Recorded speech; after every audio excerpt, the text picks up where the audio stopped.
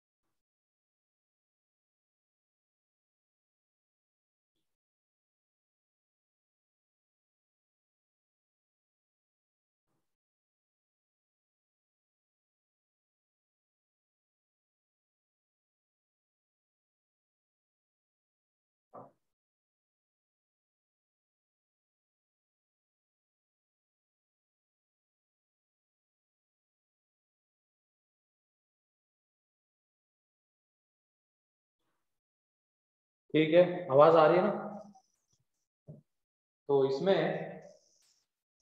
C3 तक हो गया था क्या पार्ट 1 में? सर उसका C1 का थर्ड ने बताया था सर ने, वो डाउट था। C1 का थर्ड, हाँ मतलब यही ना 3 × 2 - 1। Yes sir. ठीक है, देख लो उसमें 3 × 2 - 1 है ना। तो एक काम करो, इसको इस तरीके से स्प्लिट करो। ठीक है, पहले लिख लेते हैं सारे का। इसकी जनरल टर्म बताओ, वैसे सीधा डायरेक्टली जनरल टर्म बताओ क्या आएगी। 3 to the power r 2r - 1/2r NCR into NCR। ठीक है, अब एक काम करते हैं, 2 की पावर r से इसको और इसको डिवाइड कर देते हैं, तो ये क्या बन जाएगा 3 की पावर r - 1/2 की पावर r।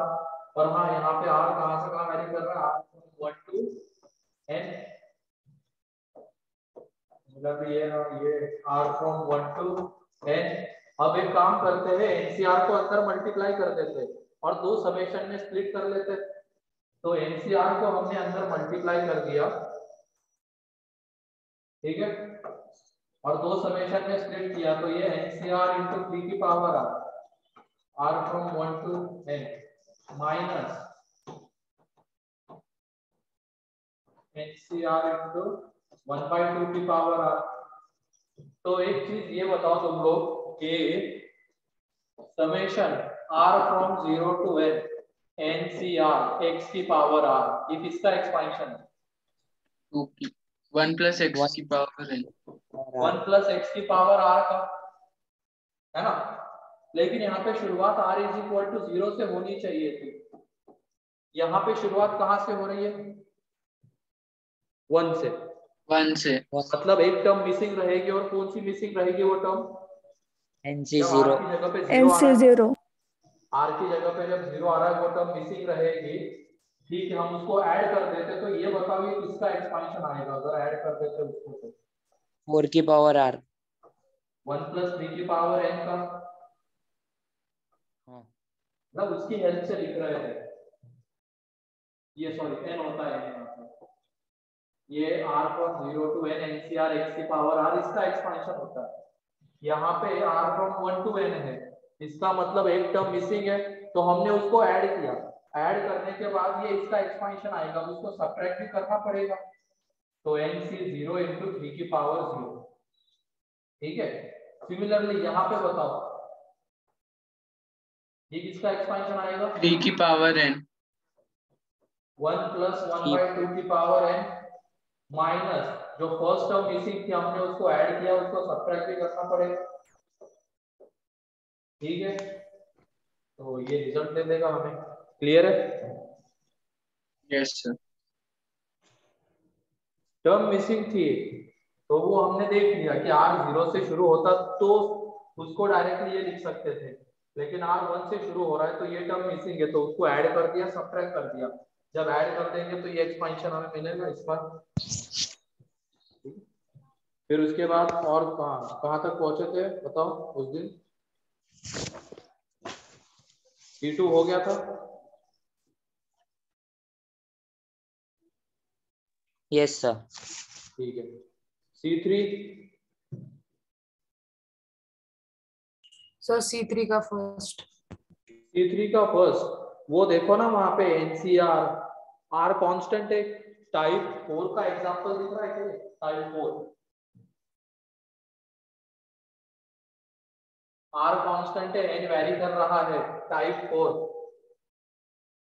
तो उस तरीके से उसको डील करेंगे तो ये देख लो, ये NCR plus N-1 into R plus N-2 CR, अरे यहाँ पे RCR।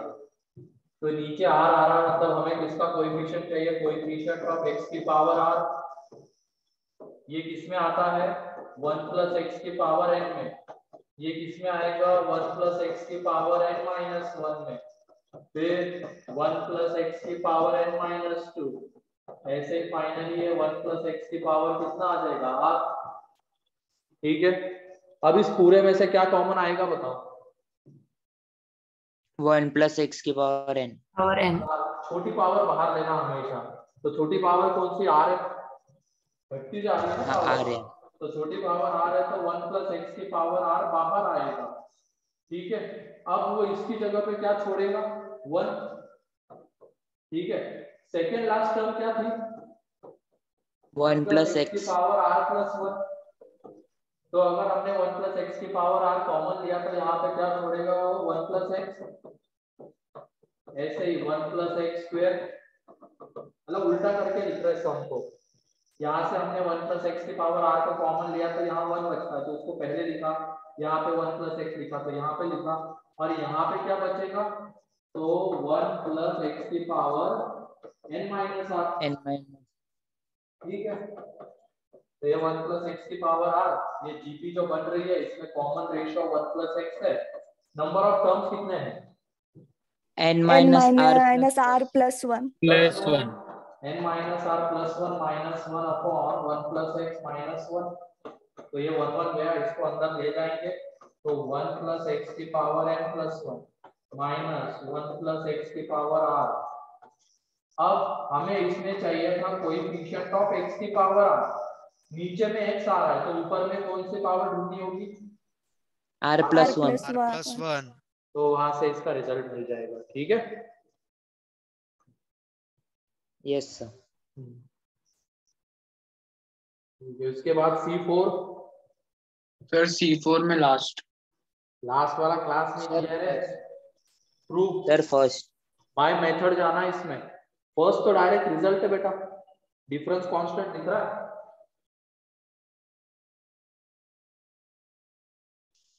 हाँ सर हाँ NC0 NC3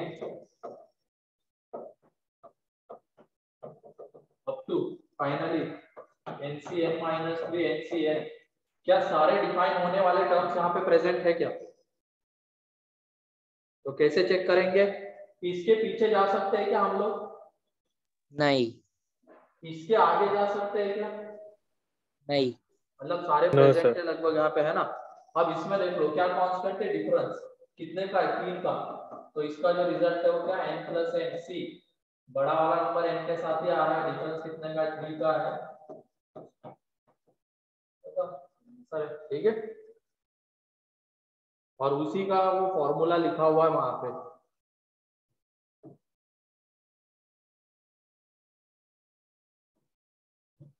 ठीक है। और वो थर्ड वाला क्लास में करवाया है, ध्यान से देखो। वो NC0 into NC0 minus NC1 into NC1 है। वो किया है कि नहीं किया है क्लास में? तुम्हें बताओ। Yes sir. Yes sir.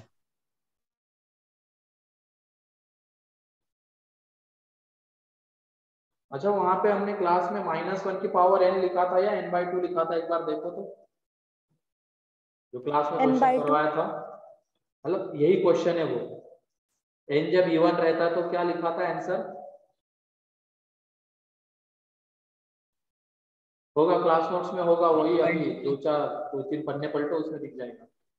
Sir n/2 लिखा था। -1 की पावर n/2 ही लिखा है ना? हाँ। Yes sir. हाँ ठीक है। ये हो गया पार्ट 2 का सेक्शन सी। फिर उसके बाद पार्ट 1 का, पार्ट 2 का सेक्शन सी। उसमें C1, सर C4। हाँ C4 कर, C2, C3, सर डाउट नहीं सर कोई। C4 sir. बोल रहे हो कौन सा डाउट में है या डाउट में नहीं है? कोई अभी कह रहा था कि C2 C3। C4। C4 doubt में सर। C4 में वहां पे उसका मीनिंग दिया हुआ है, एनसीआर ही क्या है ये, ठीक है। मतलब वो 50 और 0 लिखा हुआ है, मतलब क्या है वो 50C0 plus 50C1 into 50C2 finally 50C49 into 50C50। क्या डिफरेंस कांस्टेंट नहीं दिख रहा है तुम्हें यहाँ पे? बड़ा वाला नंबर 50 के साथ डिफरेंस 1 का आ रहा है, तो 100C49, ठीक है। ये ऑप्शन तुम्हें वहां पे नहीं दिख रहा है, लेकिन क्या ये वाला ऑप्शन दिख रहा है क्या? हाँ सर, समझा समझा। दिख गया ना बी ऑप्शन? हाँ हाँ हाँ दिख गया दिख वो गया। 100C49 तक आ गया था, फिर हाँ प्रॉपर्टी लगानी थी। ठीक है। उसके बाद C5,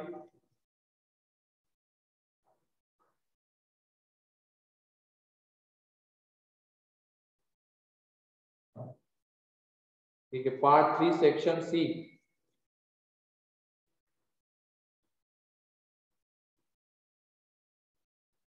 C1, yes sir. C1, ठीक है। C1 में देख लो, हाँ ये दिया हुआ है 1 प्लस x की पावर n, इसको summation r from 0 to n a r x की पावर r के फॉर्म में लिखा हुआ है। यहाँ पे अब ये a r क्या होगा? NCR ही होगा ना। ये जो a r है एक तरीके से NCR ही है, क्योंकि देख लो इसको जब तुम एक्सपांड करोगे तो NC0 NC1 into x NC2 into x square, मतलब उसकी जनरल टर्म लिखोगे तो NCR इंटू x की पावर r, यहाँ पे NCR की जगह पे AR दिया है, मतलब AR भी NCR है। अब ये जो BR आता है वो किसके इक्वल आएगा? NCR upon NCR minus 1। अब ये प्रॉपर्टी से हम बता सकते हैं कि किसके इक्वल आता है, n minus r plus 1 upon r, ठीक है। इसके इक्वल आएगा ये। अब r को इधर लेके आ जाओ, मतलब ये n प्लस 1 अपॉन r, ठीक है। अब यहाँ पे क्या दिया गया है? पाई मतलब प्रोडक्ट होता है, ये BR है, ठीक है। अब ये पाई BR r फ्रॉम 1 टू 100 है n, ये कितना दिया गया है? 101 की पावर में 100 अपॉन 100 फैक्टोरियल, ठीक है। मतलब ये B1 किसके इक्वल आएगा? n plus 1 upon 1। B2 किसके इक्वल आएगा? n plus 1 upon 2। B3 किसके इक्वल? n plus 1 upon 3। अब खुद ही सोच समझ के बताओ, अगर हमें नीचे 100 फैक्टोरियल चाहिए तो कहां तक इसको मल्टीप्लाई करते हुए जाना होगा? 100 तक। 100 तक, तभी तो वो 1 into 3 into 4 up to 100 factorial दे देगा। इसका मतलब n कितना होना चाहिए यहाँ पे? 100, ठीक है। n यहाँ पे होना चाहिए 100। फिर उसके बाद C2, yes Yes, sir, sir. C2। अच्छा क्वेश्चन है, उसको लास्ट में C2। करते हैं। फिर उसके बाद C3, C4 भी बाद में देखते हैं। हाँ sir C4। Yes sir, C4 भी C4 बाद भी। में देखते हैं। C5,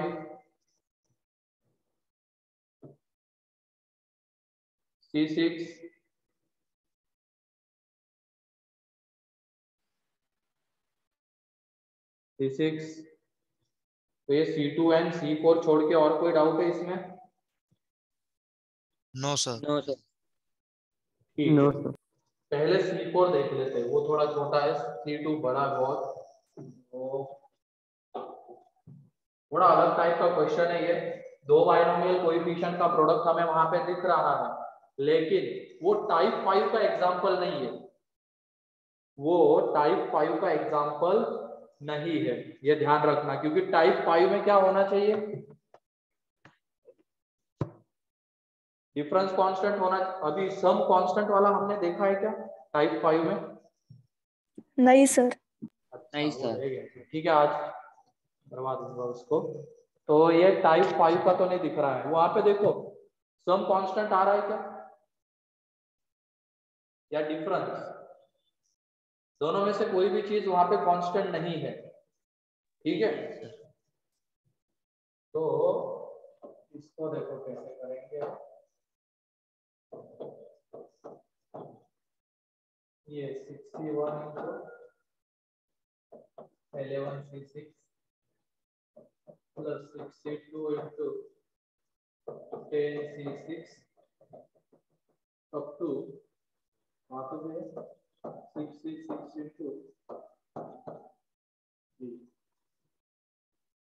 अब जरा इसको गौर से देखो, ठीक है। बाहर वाले में तो चलो n कांस्टेंट है, नीचे r वेरी हो रहा है, ठीक। और ये 60, 61, 62, 66 आ रहा है, मतलब ये पावर 6 का एक्सपेंशन होगा यहाँ पे, उसी से रिलेटेड कोई चीज होगी, क्योंकि उसी में 60, 61 ये आता है ना, ठीक है। लेकिन अब इस अंदर वाले को देखो, ये 12C6, 11C6, 10C6, finally 6C6, तो r कांस्टेंट दिख रहा है क्या वहां पे? Yes yes sir. सर। और n वैरी हो रहा है क्या? Yes sir. तो टाइप 4 की हेल्प से हम यहाँ पे क्या बोल सकते हैं कि हमें चाहिए कोएफिशिएंट ऑफ x की पावर 6,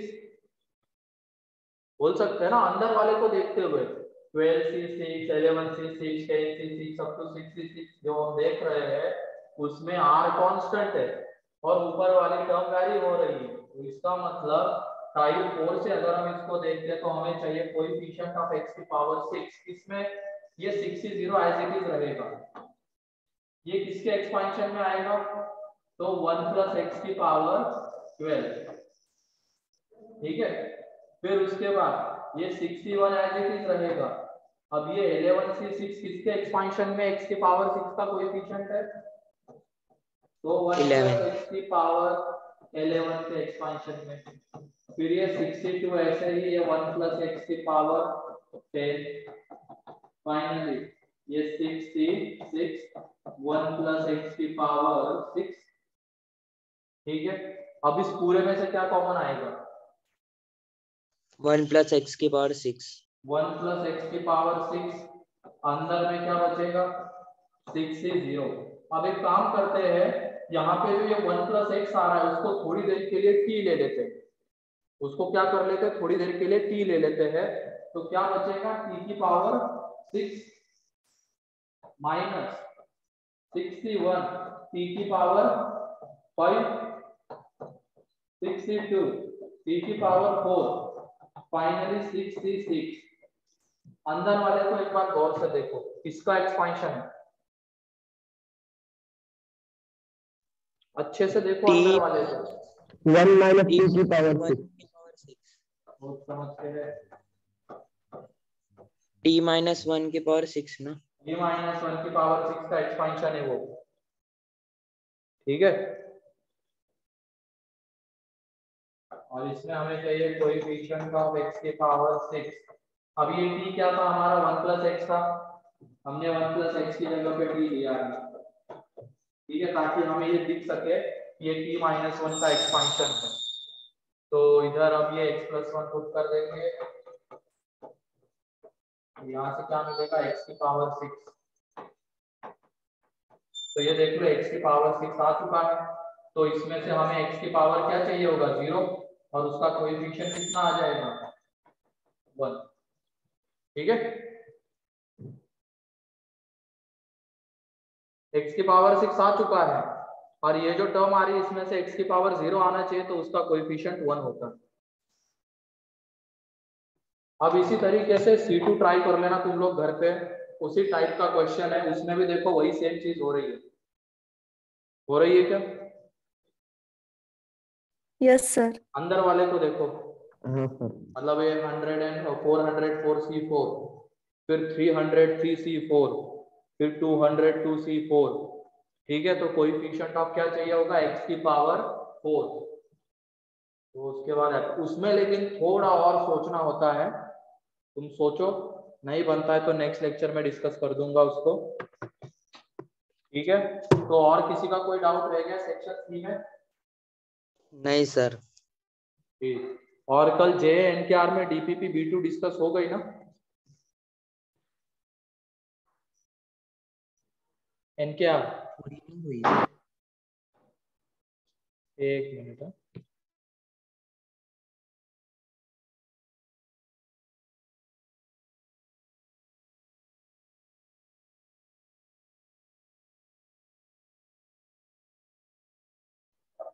हो गई क्या DPP डिस्कस? है ना, JNKR वाले तो होंगे ना यहाँ पे, कोई भी एक बता दो। हाफ हुई है क्या? ठीक है, बाद में अपना वो क्या कहते हैं, कुलकर्णी गार्डन वाले में तो शायद RHM सर का कब लगा हुआ है, सैटरडे को एक लेक्चर है ना? हाँ सर। हाँ हाँ, तो उसमें वो DPP B2 डिस्कस होगी। ठीक है, तो कंप्लीट करके रखना उसको। Yes sir. चलो हमारे टॉपिक को हम लोग आगे बढ़ाते हैं।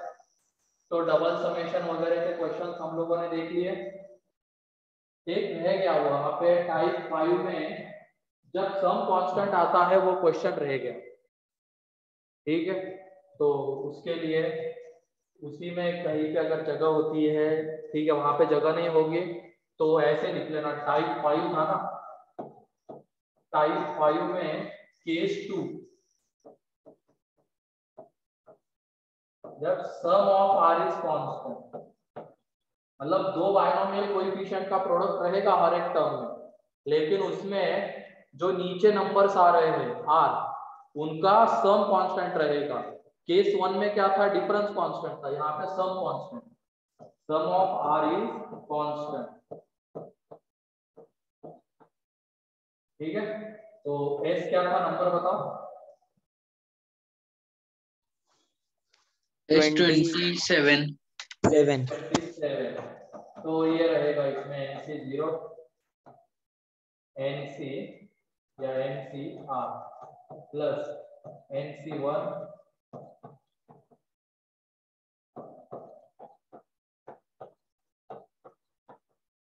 और ये चलता जाएगा लास्ट डिफाइंड टर्म तक। ठीक है, तो देखो दो बायनोमियल कोएफिशिएंट का प्रोडक्ट है, क्या कांस्टेंट आ रहा है नीचे वाले नंबर्स में, यहाँ पे सम आर, यहाँ पे सम आर, यहाँ पे सम आर, तो सम कांस्टेंट आ रहा है।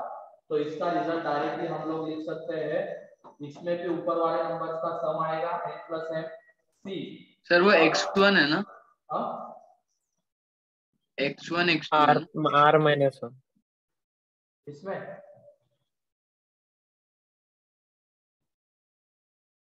सर वो MC R-1 है ना? हाँ वो MC R-1, ये MC R-2 है। हाँ, वो R-1 है। ठीक है, ये NC0 MCR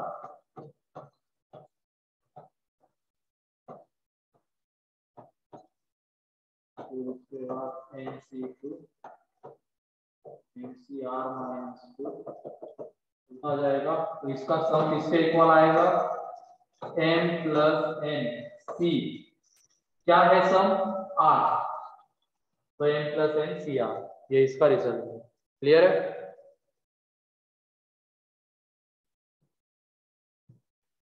yes sir. Yes ये सर। याद रखना। हाँ बोलो।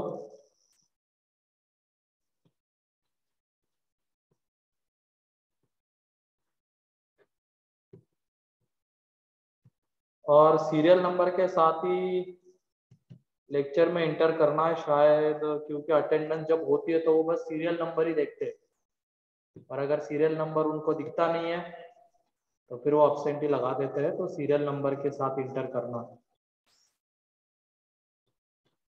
तो शायद कल बहुत सारे लोग अब्सेंट नहीं थे, लेकिन अब्सेंट दिखाया गया था, तो वही सीरियल नंबर से इंटर नहीं करने की वजह से।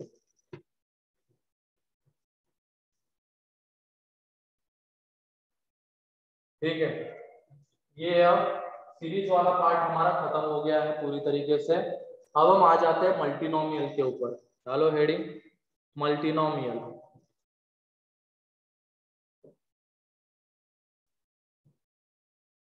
सर टेस्ट में मल्टीनोमियल आएगा? हाँ हाँ, आएगा आएगा, ठीक है।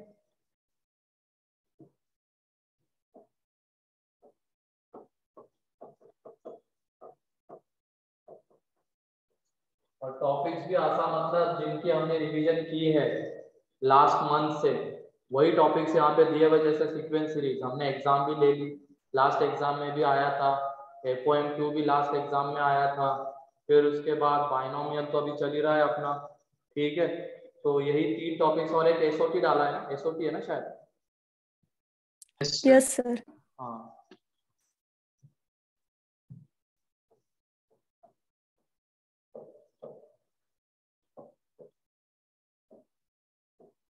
Multinomial theorem.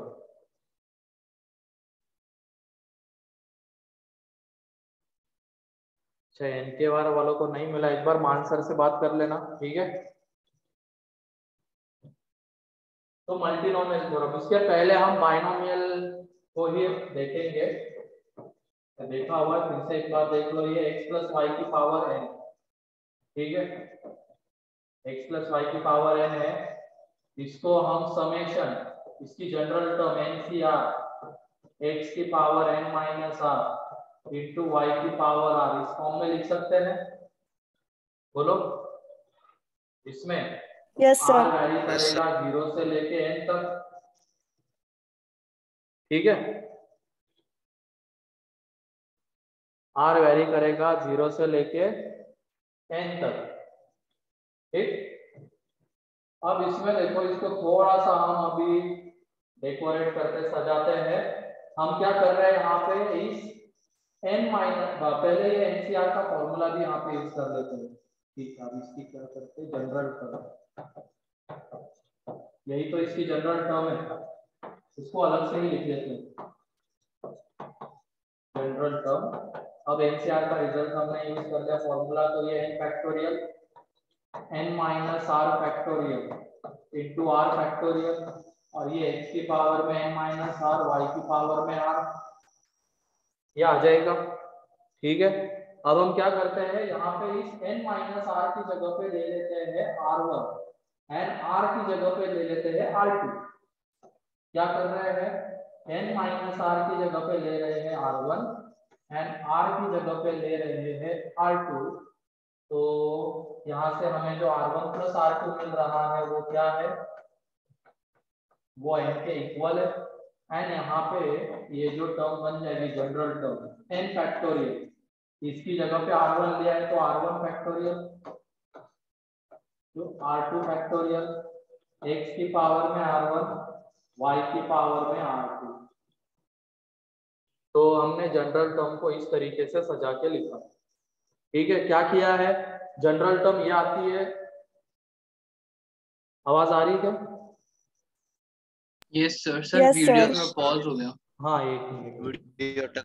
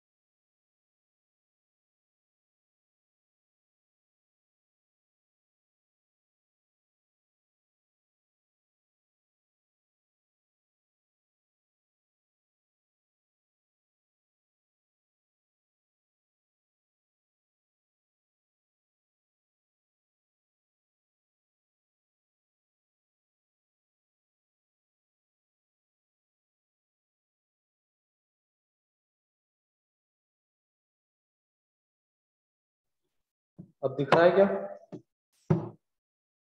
Yes sir. ठीक है, तो ये लिख लो।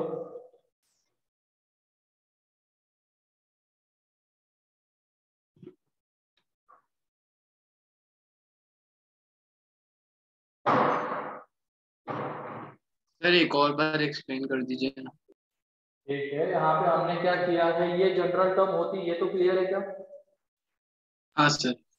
ठीक है, हम बस इसको अब सजा के लिख रहे हैं। हमने क्या किया, n माइनस आर की जगह पे R1 दिया है एंड r की जगह पे R2 लिया है।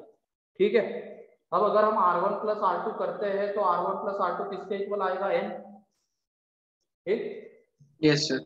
तो ये देख लो, ये n माइनस आर की जगह पे हमने R1 दिया, ये R2 दिया, ये आ गया। x की पावर एंड y की पावर में भी वो आ गया। ठीक, यस सर। तो इसको अब हम कैसे रीड करेंगे कि हमारे पास n नंबर ऑफ ऑब्जेक्ट्स है। कितने? n नंबर ऑफ ऑब्जेक्ट्स है, उनको हमें x एंड y में बांटना है। ठीक है, ऐसे ही तो वो हमने सारे टर्म्स लिखे थे ना बाइनोमियल एक्सपेंशन के, कि यस n सर। ऑब्जेक्ट्स है उसको x और y में बांटना है। कितने तरीके से बांटा जा सकता है, वो सारे टर्म्स उनके मतलब एक्सपेंशन में आ रहे थे। वैसे ही यहाँ पे इस टर्म को कैसे रीड करेंगे हम, कि हमारे पास n ऑब्जेक्ट्स थे बांटने के लिए, हमने उसमें से R1 नंबर ऑफ ऑब्जेक्ट्स किसको दिए, x को। ठीक है, and R2 number of objects किसको दिए, y को। ठीक, तो R1 प्लस R2 n के इक्वल आना चाहिए, क्योंकि वो n ऑब्जेक्ट्स में से ही R1 x को दिए और R2 y को दिए हैं। ठीक है, तो इसकी जो जनरल टर्म आएगी n factorial upon R1 factorial R2 factorial. n x को कितना मिला है, R1, तो x की पावर में R1, एंड y को मिला है R2, तो y की पावर में R2। तो इस तरीके से हम इसकी जनरल टर्म को रीड कर सकते हैं। ठीक है,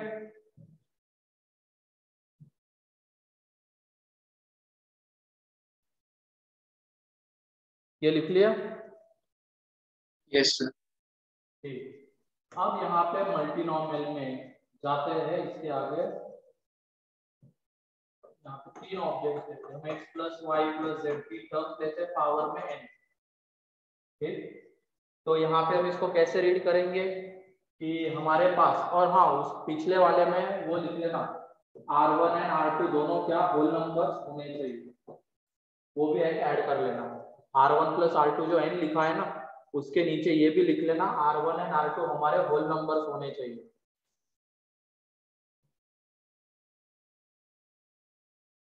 ठीक है, अब यहाँ पे x plus y plus z power में n है, मतलब हमें n ऑब्जेक्ट्स को कितने लोगों में बांटना है, 3। 3।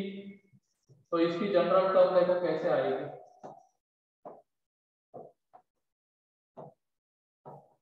n फैक्टोरियल, x1 को अगर हम R1 दे रहे हैं, y को R2 दे रहे हैं, z को R3 दे रहे हैं, इसका मतलब R1 plus R2 plus R3 कितना आ जाएगा, n।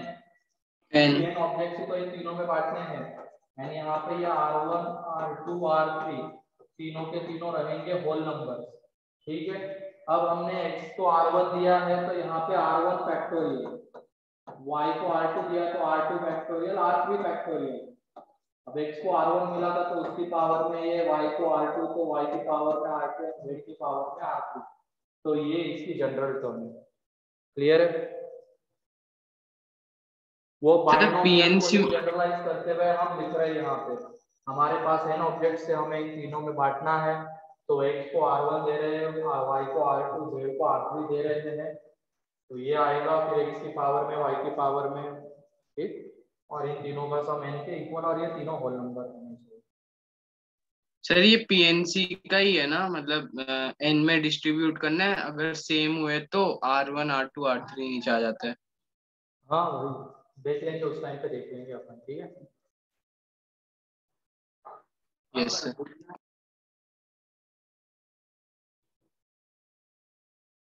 और इसी जनरल टर्म का समेशन इसका क्या रहेगा, एक्सपांशन।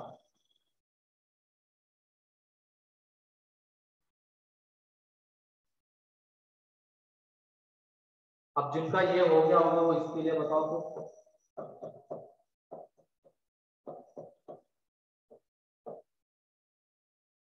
जल्दी x plus y plus z plus डब्ल्यू की power n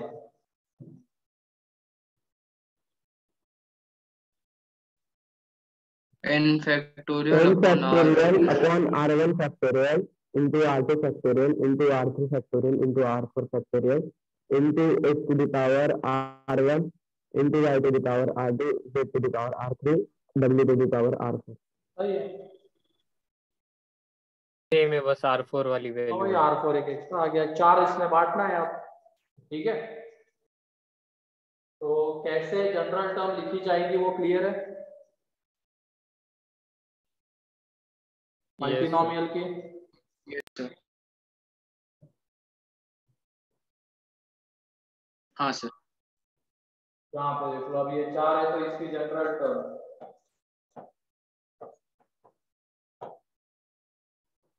n factorial upon r1 factorial r2 factorial r3 factorial r4 factorial x की पावर में r1 y की पावर में r2 z की पावर में r3 एंड w की पावर में r4।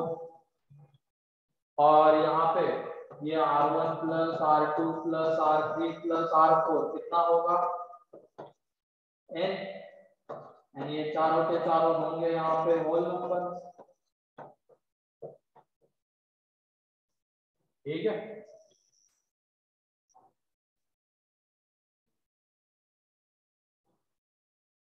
ये चारों के चारों होंगे यहाँ पे होल नंबर।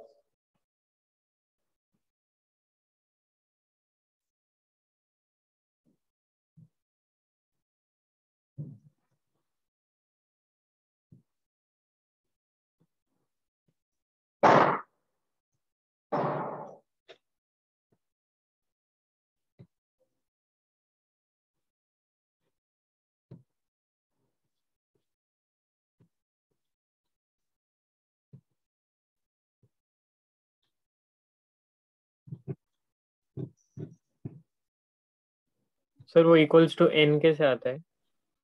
अरे हमारे पास n ऑब्जेक्ट से 4 में बांटना है, x1 को r1 दे रहे हैं, x को r1 दे रहे हैं, y को r2, इसको r3 और इधर ऐसे देखो x को r1, y को r2, z को r3, w को r4 दे रहे हैं। दे तो n ऑब्जेक्ट्स रहे हैं ना, तो इन चारों का सम n के इक्वल ही आना है फाइनली,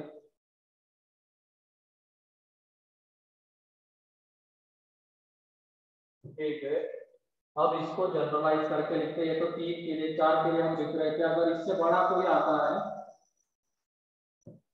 जैसे यहाँ पे ये x1 plus x2 plus x3 up to xk की पावर में n, इसकी जनरल टर्म बताओ।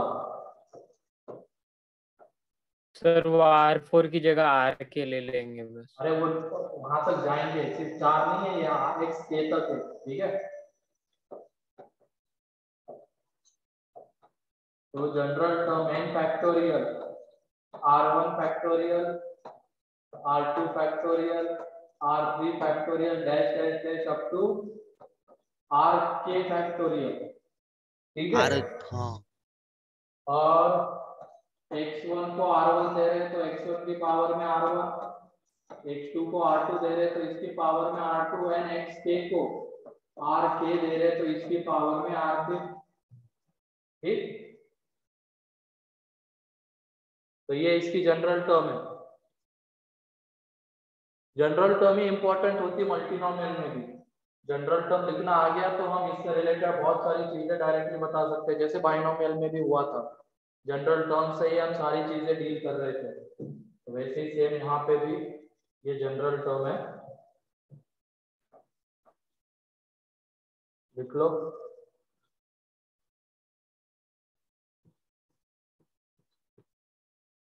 सर इससे 1-2 क्वेश्चन ही आते हैं ना? हाँ, मेंस में अगर बात की जाए minimum and maximum 2 question, advance में 1 ही क्वेश्चन।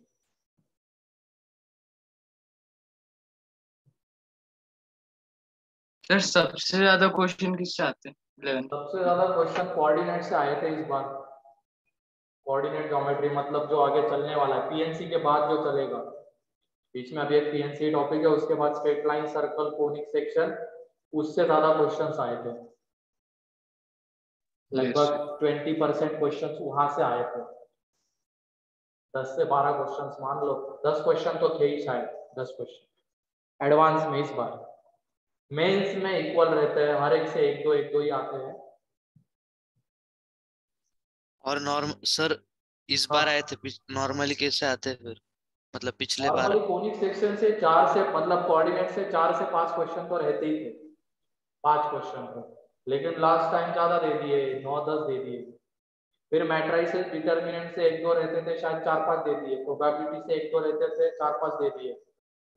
ठीक है, ऐसा कर दिया। डिफाइनेट से 2-3 रहते थे तो 3-4 दे दिए, ऐसे हुआ है। कुछ फिक्स नहीं रहता है एडवांस का। हम बोलते हैं कि इतने क्वेश्चन, पता चले आए नहीं उस साल, ऐसा भी हो सकता है। बोले एक साल पूछ ले 2-3 क्वेश्चन, कोई अगले साल कुछ भी नहीं पूछा, ऐसा भी हो सकता है।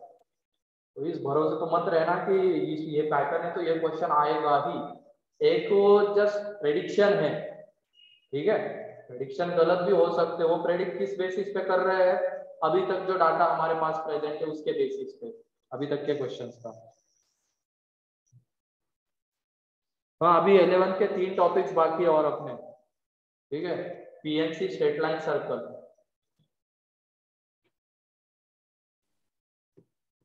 कोनिक सेक्शन में था ना सर? वो 12th में होगा।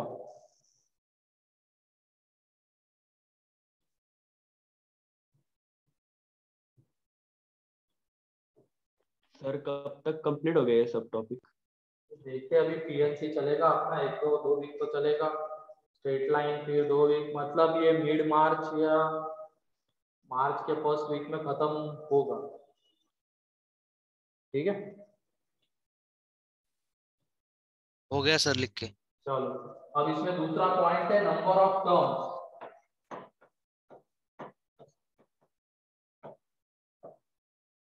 अब इसको जब एक्सपांड करेंगे तो नंबर ऑफ टर्म्स कितने आएंगे, तो वो नंबर ऑफ टर्म्स है n प्लस के माइनस 1 सी के माइनस 1। अब इसका प्रूफ हम पीएनसी में देखेंगे, ये नंबर ऑफ टर्म्स का जो प्रूफ है हम पीएनसी में देखेंगे।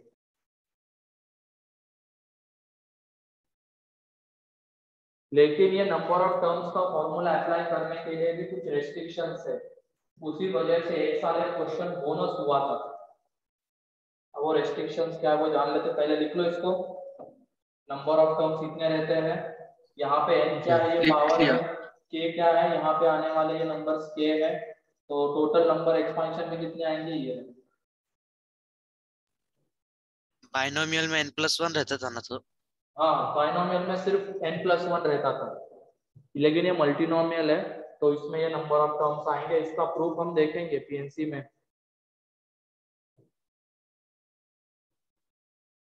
देख लिया? Okay sir. ठीक। हाँ, अब ये देख लो, इसमें रेस्ट्रिक्शन कहाँ पे आ जाती है, फॉर्मूला हम इस केस में नहीं लगा सकते हैं। ये 1 + x + x² की पावर में n, अभी कितने टर्म्स है यहाँ पे, 3। देख पावर के अंदर यहाँ पे 3 टर्म्स है, मतलब मल्टीनोमियल है। लेकिन जब इसमें हम नंबर ऑफ टर्म्स की बात करेंगे, नंबर ऑफ डिस्टिंक्ट टर्म्स, तो उसके लिए ये फॉर्मूला हम नहीं लगा सकते हैं। रीजन कि यहाँ पे ये देखो, ये जो 2 टर्म्स है उनमें कोई चीज कॉमन आती है क्या, x एंड x² में x कॉमन आता है, ठीक है। तो इसकी वजह से यहाँ पे ये वाला फॉर्मूला हम अप्लाई नहीं कर सकते हैं, ध्यान रखना, ठीक है। और ये हम देख भी सकते हैं कि मान लो इसकी पावर हमने ले ली 20, तो यहाँ पे नंबर बाइनोमियल हो जाएगा ना? नहीं, एक मिनट, इसमें हमने पावर 20 ले ली, नंबर ऑफ टर्म्स कितने आते हैं तो समझ गया होता, ऐसा क्वेश्चन हमने किया 41 है ना, x की पावर 0 से x की पावर 40, तो नंबर ऑफ टर्म्स 41 आते हैं। लेकिन अगर इस फॉर्मूले की हेल्प से हम करने जाएंगे तो k की जगह पे क्या है 3, n की जगह पे क्या है 20,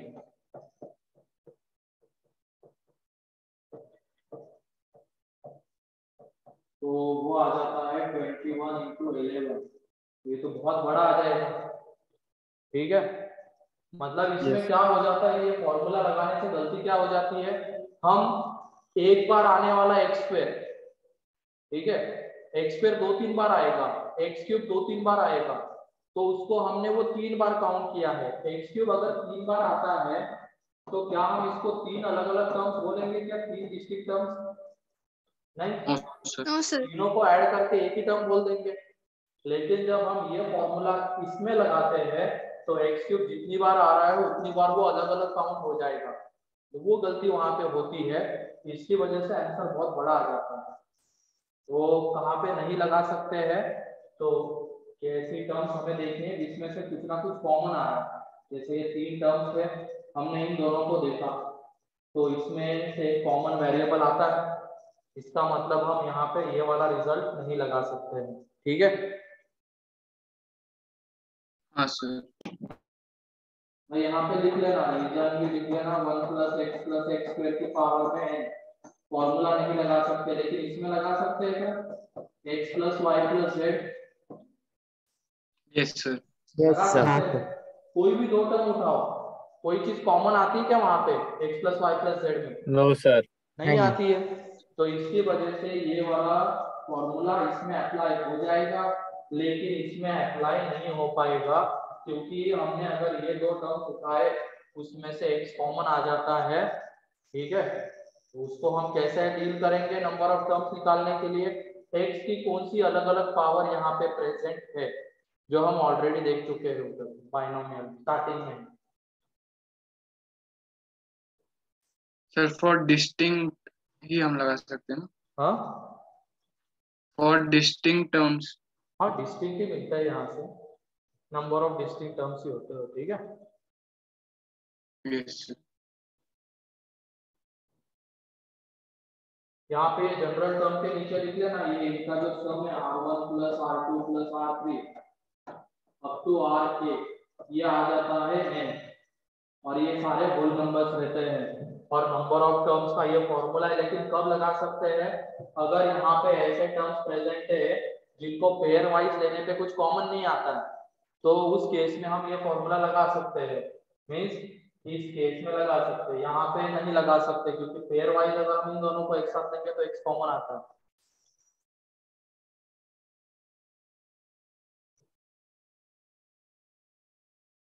हो गया।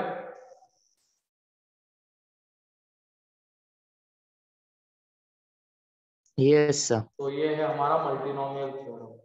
तो एक बार ये पॉइंट्स देख लो इससे related, general term, number of terms, कैसे रीड करना है इसको।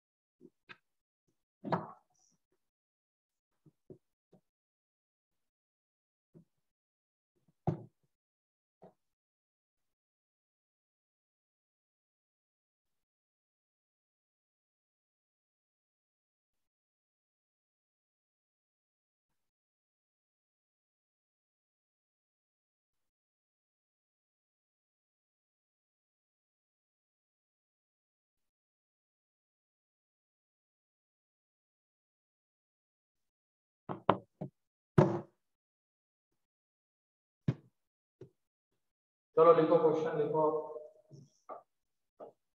Find the number of terms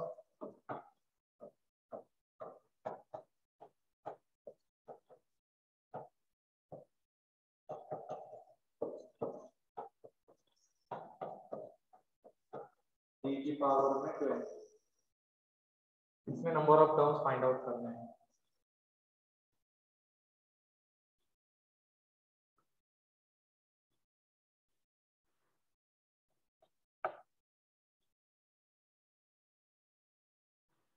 तो 23C3। सही है, फॉर्मूला लगा सकते हैं ना। Yes sir. हाँ सर। क्योंकि पेयर वाइज लेने पे कुछ कॉमन नहीं आता है, तो फॉर्मूला लगा सकते कितने टर्म्स है यहाँ पे 4, 10 की जगह पे 20 आ रहा है।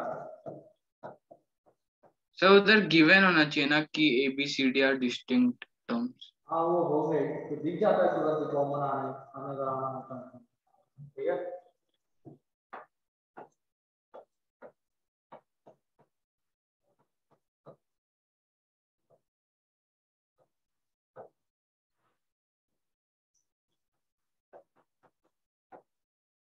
अगला क्वेश्चन है ये।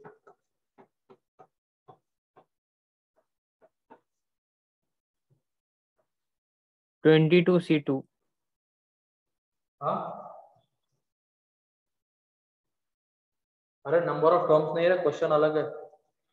वो तो ऊपर वाले में नंबर ऑफ टर्म्स है, इसमें कोएफिशिएंट फाइंड आउट करना है। फाइंड द कोएफिशिएंट ऑफ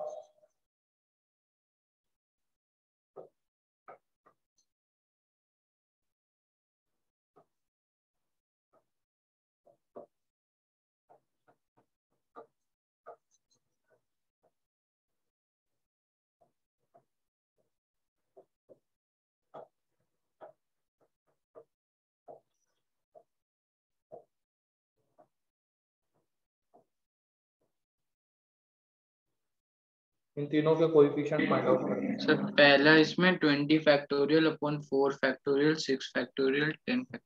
हाँ सही है। जस्ट पावर नीचे में मल्टी मतलब जो पावर है वो मल्टीप्लाई हो जाएंगे, ऊपर n आ जाएगा। हाँ हाँ ठीक है सही है। अगले वाले का बताओ, सेकंड थर्ड। सर सेकंड और थर्ड का 0। सेकंड एंड थर्ड का 0 है। यहाँ पे ये 5 है, ठीक है।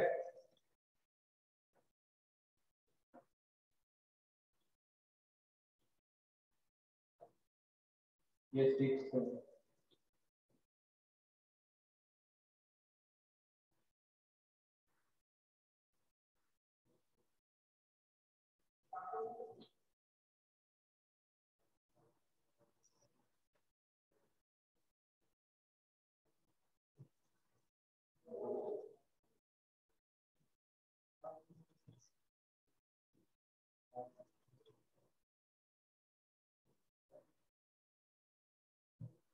पहला वाला आ गया सभी लोगों का? हाँ सर। Yes sir. कितने लोगों का आ गया पहले का कोएफिशिएंट?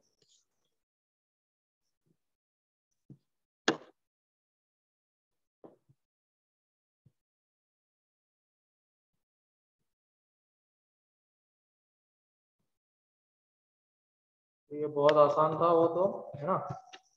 इसमें क्या हो जाएगा, 20 फैक्टोरियल अपॉन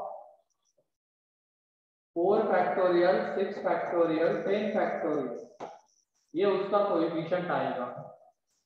ठीक है, अब यहाँ पे हमें दो चीजें और चेक करनी थी कि वो R1 R2 R3 whole number है क्या। तो है क्या यहाँ पे पहले वाले में 4 6 10 आ रहा मतलब है।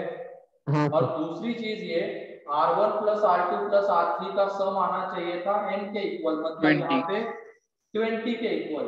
तो आ रहा है क्या? हाँ सर। पहले Yes, sir. वाले में R1 आ गया कितना 4, R2 आ गया 6 एंड R3 आ गया 10। तो ये R1 R2 R3 whole number तो है, R1 plus R2 plus R3 कितना आ रहा है 20। ठीक है, मतलब ये टर्म हमें मिलेगी और उसका कोएफिशिएंट ये आ जाएगा। सेकंड में क्या हो रहा है वो देख लो। सेकंड में 21। देखते हैं R1 कितना 5, R2 कितना 5 एंड R3 कितना 11। सम कितना आ जाता है 21। 21। मतलब हम यहाँ पे 21 नंबर ऑफ ऑब्जेक्ट्स बांट रहे हैं, लेकिन हमारे पास बांटने के लिए है कितने 20। 20। तो ये टर्म यहाँ पे बन सकती है क्या, ये पावर वाली? नहीं। नहीं, क्योंकि No, sir. बांटने तो 20 थे। R1 plus R2 plus R3 का सम हमेशा 20 आना चाहिए, लेकिन यहाँ पे 21 आ रहा है, मतलब ये टर्म ही नहीं बनेगी। Therefore यहाँ पे क्या होना चाहिए, but R1 plus R2 plus R3 is equal to 20। Therefore coefficient कितना आ जाएगा 0, क्योंकि वो टर्म ही नहीं बनेगी। क्लियर है?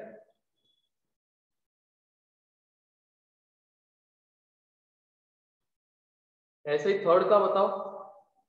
19 आ रहा है। 19 आ आ जाएगा। रहा है तो कोएफिशिएंट 0 0 0, क्योंकि वो टर्म ही नहीं बन पाएगी। टर्म तभी बनेगी जब वो R1 + R2 + R3 का सम 20 आता है, तो ये टर्म उसके एक्सपेंशन में प्रेजेंट ही नहीं होगी। ये कौन सी, सेकंड एंड थर्ड वाली, तो इसकी वजह से उनके कोएफिशिएंट 0। तो थर्ड का भी लिख लेना ऐसा ही।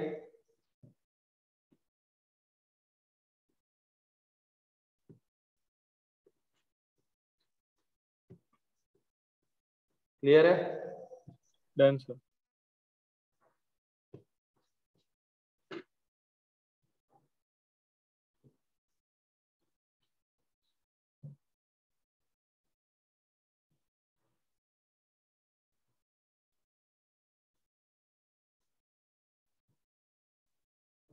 थर्ड का भी 0 सर वो आएगा। हाँ, सर वो बाइनोमियल कोएफिशिएंट होना चाहिए ना? कौन सा? आपने नहीं नहीं, ये कोएफिशिएंट लिखा ना बाइनोमियल बाइनोमियल। कोएफिशिएंट नहीं, यहाँ पे कोएफिशिएंट ही है टर्म, ठीक है। बाइनोमियल कोएफिशिएंट NCR वाला होता है। हाँ ओके सर। ठीक है, ये हो गया। क्लियर है? ये कब वो टर्म मिलेगी और क्या क्या चीजें देखनी है उसके लिए।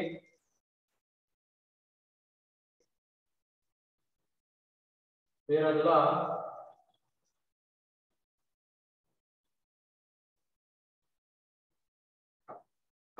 Find coefficient of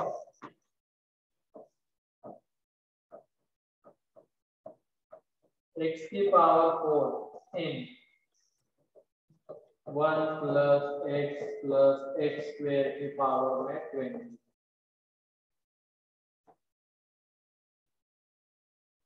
general term ही यहाँ पे काम में आएगी, तो सही से लगा उसको। x की पावर 4 चाहिए।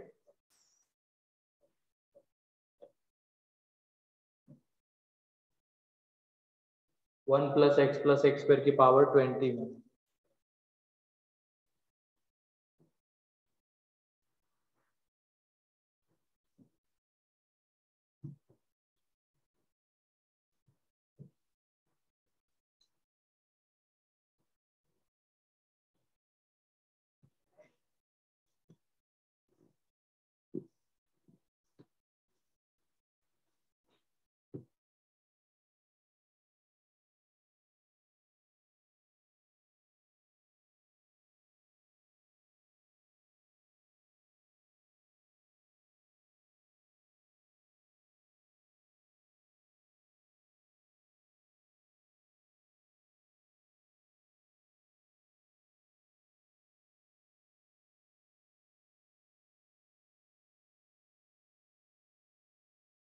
सर इसमें केसेस बनाने सर पड़ेगा। 20 factorial upon 2 factorial into 2 factorial. Cases बनते हैं बेटा यहाँ पे।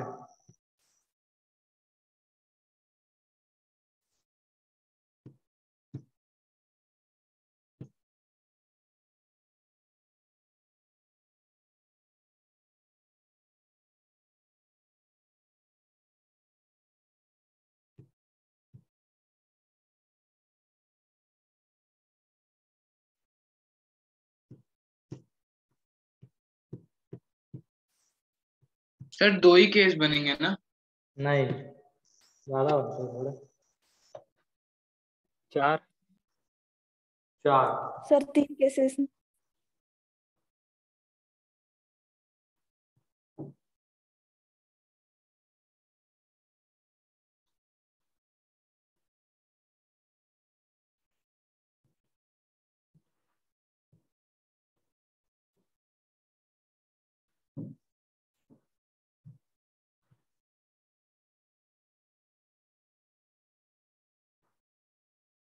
सर 0 4 2 2 4 0 और कौन सा बनेगा? 3 बन रहे क्या?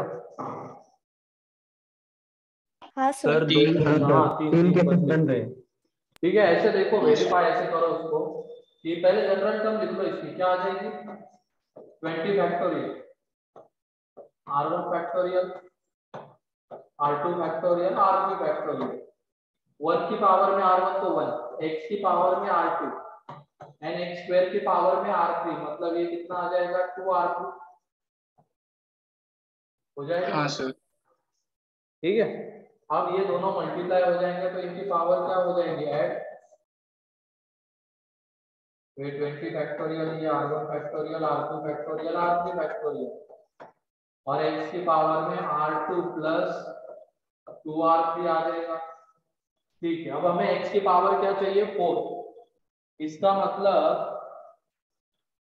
ये R2 प्लस 2R3 4 होना चाहिए, और हमें क्या पता है ये R1 plus R2 plus R3 कितना है 20, ये हमें पता है R1 plus R2 plus R3 ये 20 आता है। ठीक है, अब इन दोनों की हेल्प से इसको सॉल्व करेंगे। एक काम करते हैं, और ये और एक चीज पता है, ये R1 R2 R3 क्या होते हैं होल नंबर। ठीक है, तो एक काम करो, यहाँ पे इस 2R3 को इधर लेके आ जाओ। अब ये बताओ कैसे देखते हैं, ठीक है कैसे बना रहे हैं, देखो R3 की जगह पे 0 लिया तो R2 कितना आ रहा है 4, तो इधर पुट करेंगे, ये 0 ये 4, तो R1 कितना आएगा 16। ठीक है, फिर हमने R3 की जगह पे 1 लिया, R2 कितना आएगा बताओ 2। और R2 2 ये 1, तो ये कितना आ जाएगा 17। फिर हमने इसकी जगह पे 2 लिया तो R2 0 और ये कितना हो जाएगा यहाँ पे 9 आगे अगर हम जाते हैं R3 को 3 लेते हैं तो R2 कितना आ जाएगा -2, लेकिन -2 ये हमारे होल नंबर से तो आगे जा सकते हैं क्या, नहीं जा सकते हैं। तो अब आंसर यही 3 केसेस बनेंगे, तो आंसर क्या रहेगा अगर हम इस केस की बात करते हैं, ठीक है तो उसमें आ जाएगा 20 फैक्टोरियल अपॉन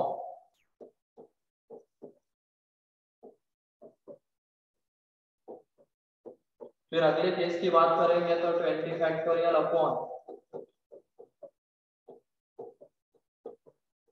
उसके बाद 20 फैक्टोरियल अपॉन, ठीक है तो ये इसका आंसर आ जाएगा। क्लियर है,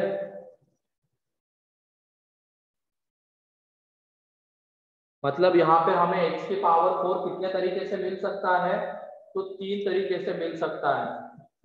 तो क्या इन तीनों को हम अलग अलग टर्म्स मानेंगे क्या, नहीं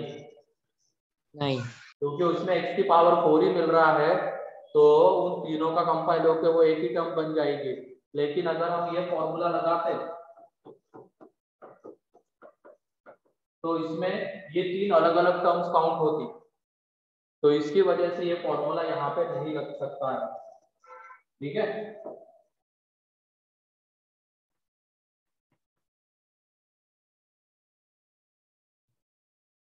तो क्लियर है किस तरीके से कोएफिशिएंट निकाला जाएगा।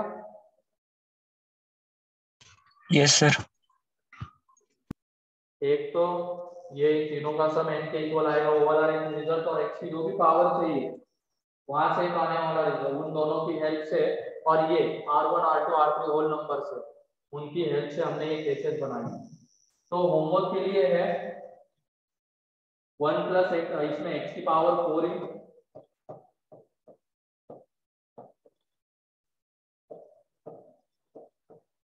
और 5 कर लेना, चलो 5 इसमें find the coefficient of x की पावर 5 इन 1 plus 2x minus x square की पावर में 10।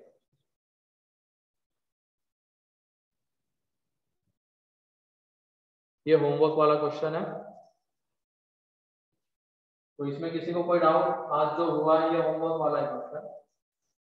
थोड़ा सा एक पार्ट बाकी हमारा, जब नेगेटिव इंडेक्स आती है, नेगेटिव पावर आती है, अभी तक तो सारी पावर्स हमने नेचुरल नंबर देखी, लेकिन अगर नेगेटिव पावर आ रही है या फ्रैक्शन में आ रही है तो उसको कैसे डील करेंगे वो हम नेक्स्ट लेक्चर में देखेंगे। ठीक है, तो नेक्स्ट लेक्चर अपना बाइनोमियल का लास्ट लेक्चर होगा, मतलब कल का ही लेक्चर, कल मैं लेने वाला हूँ। वो जो RHM sir and GDM sir का लगा हुआ है ना तुम्हारे इसमें, वो मैं देने वाला हूँ, तो कल बाइनोमियल खत्म हो यस जाएगा। सर। Okay sir. ठीक है, आज के इसमें किसी को कोई doubt? No sir. No sir. तो मल्टीनोमियल सर, में वो भी जनरल recording टर्म बिल्कुल ही इम्पोर्टेंट है, जनरल टर्म लिख लिए, फिर उसके अकॉर्डिंगली केसेस वगैरह बना के आंसर आ जाता है।